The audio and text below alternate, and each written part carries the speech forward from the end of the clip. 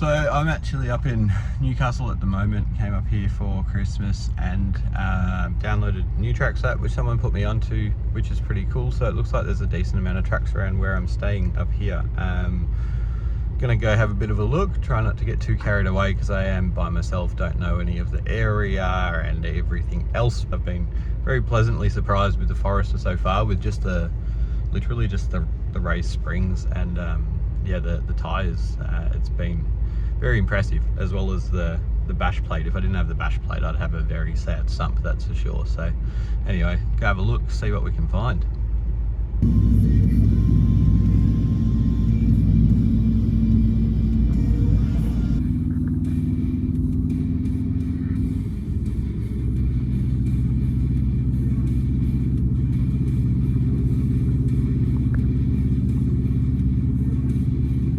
So I've headed up to Mount Sugarloaf using new tracks. From what I've gathered, there's a lot of tracks on there. I did go and have a bit of a look yesterday around, I don't know, around somewhere, maybe up here I think it was, and everything was gated. But then I've sort of then learned if I click on one of the tracks, it gives me like the last date that it was driven. How accurate this is, I'm not too sure, but some of the other stuff I looked at was a very long time ago, which sort of made sense. So there's a few different difficulties and everything up here, so I'm just sort of going to have a bit of a look. I've got no recovery gear, I'm up here by myself, all of this sort of stuff, so I'm not really going to go too crazy. Just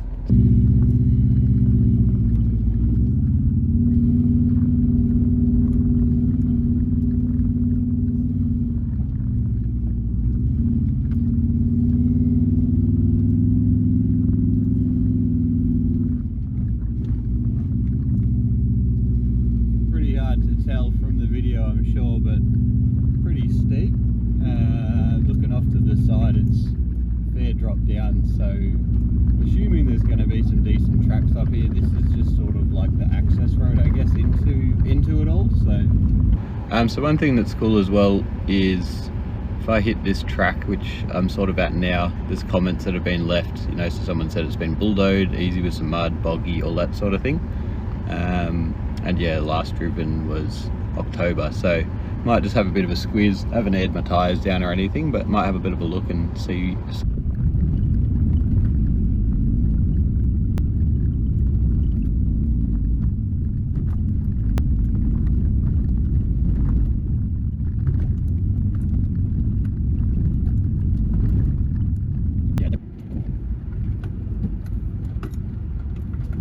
It started to get a little bit rougher down the bottom, just a bit rocky. There was a decent amount of ruts and stuff, but I don't think they've had much rain up here because it was pretty dry, not too slick or anything. I'm not too sure what's going on down the bottom here. There's a bit of something happening. Big sticks, I feel like they would be pretty dangerous. Right, so there's this little crossing here, which looks like it's been built up a bit, but I think that might cause some dramas. Might get out and have a bit of a look. Yeah, so it's just a bit of quite sandy. Doesn't really look like it. It's been built up a bit. Don't know how easy it is to see. I don't think we're going to have any issue getting across it. Might actually drop the tyres down because my spare, I had to swap my spare over because it was flat. Then it starts to get a bit ruddy and muddy up here. Don't think I'm going to have any issues with clearance or anything, but yeah, I'm definitely going to drop the tyres down, I reckon. Definitely don't want to get stuck.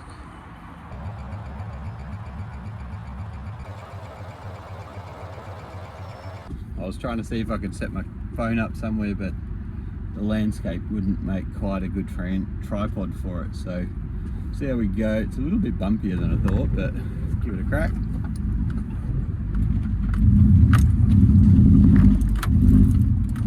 No worries. Now there is a very deep bog hole on the right there.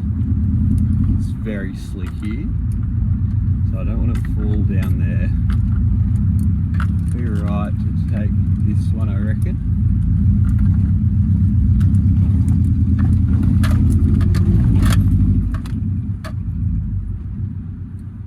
Loves it. So it was pretty cool. Found quite a rocky track. I've done one in Bunyip, and yeah, it was interesting, very different compared to just mud and everything else. It's hard to tell, but it doesn't really look like it's been used that recently. Just I guess with how much vegetation's on the track, I don't really know. I don't really know how some of this stuff works. Yeah, pretty rocky, pretty rough. I reckon the old Fozzie will love it though. But yeah, choice of lines is going to be pretty important.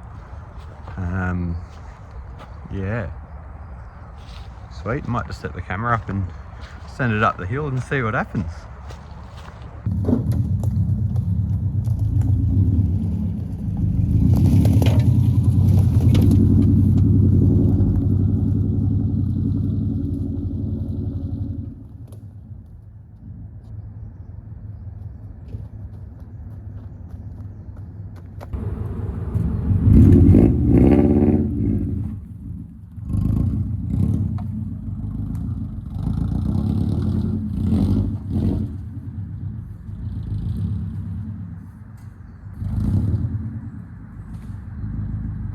Right, so this filming thing sort of sucks. Filming a section, running back to the car. Anyway, we'll see what we can do, but pretty cool, bit rough, but no dramas. Don't think you can park there, mate. Always check the depths of shit before you drive through it, but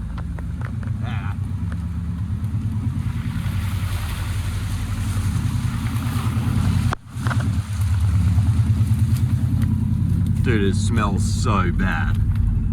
I think having some sort of chainsaw is a pretty essential thing. So, yeah, no, that's a two-handed job.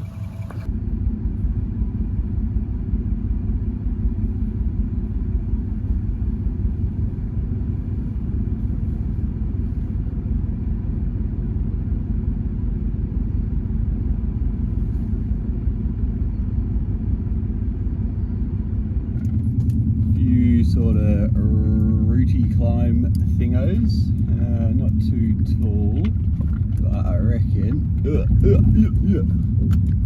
loves it. I don't know about that right on the left. She's pretty we're going in it. She's pretty overgrown in here. It's very cool though, very scenic. Definitely need to get my shit together and at least get some recovery gear or something, but you know, I have faith in the Foz. It can recover itself. Oh, yep.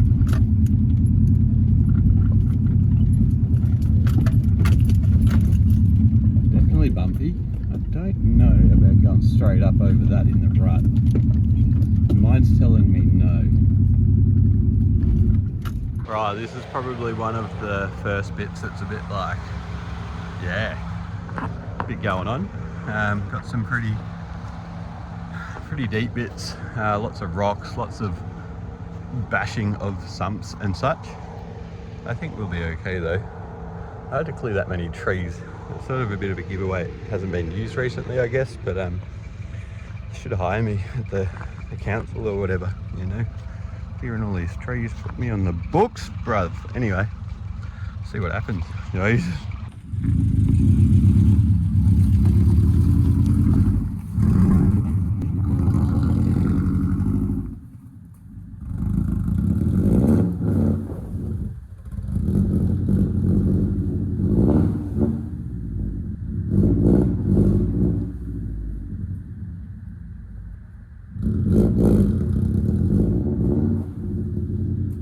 Sweet.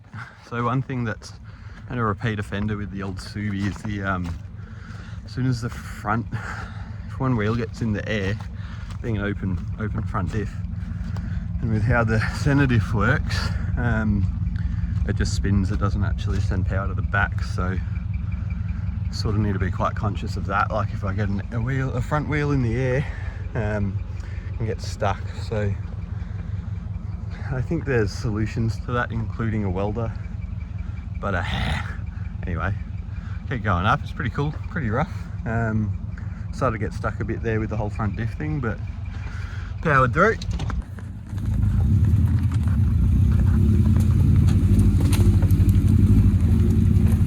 This big rock.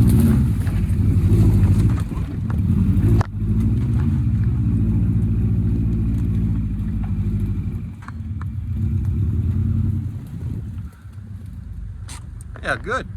This is why it's always a good idea to have a look, because all this seems alright, not too bad, bit bumpy. And then you get there and there's just these massive rocks. Not liking my chances at all of getting over there, especially with the, yeah, my sump would just get destroyed. Right, okay, looks like we're moving more trees for no reason, so it sort of just ends up here. There's these hills here and here, which video doesn't show it, but they're a bit intense.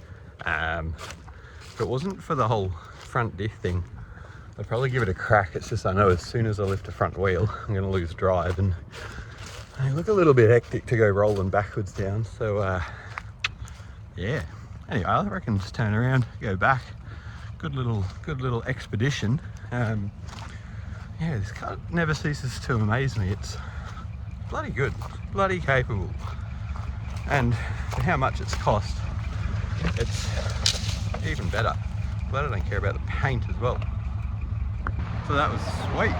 Overall, very successful session. Yeah, it was pretty cool. It's good to like slowly be learning the limits of the car, like with different tracks and just trying different things, and I guess stuff like clearance and whatever else. But that's good, it's sick. So just gonna air my tires up now, and that'll be it. So hope you enjoyed it. See you later.